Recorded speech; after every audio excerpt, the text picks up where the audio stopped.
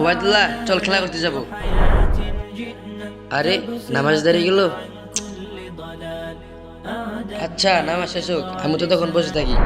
وهبتني لسانا ذاكرا وقلبا কি রে, ওর নামাজ পড়তে কত সময় লাগে? يا خالقي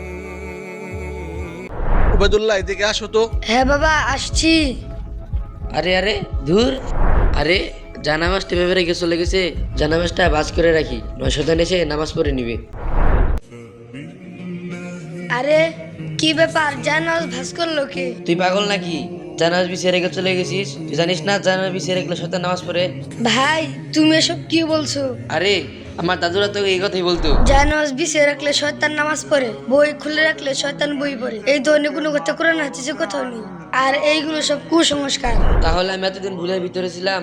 আচ্ছা যাই হোক, নতুন কিছু শিখলাম। আচ্ছা ভাই, শয়তান যদি নামাজ পড়তো তাহলে তো শয়তান মুসলমান হয়ে যেত। যত বুদ্ধি তোর মাথায়, চল।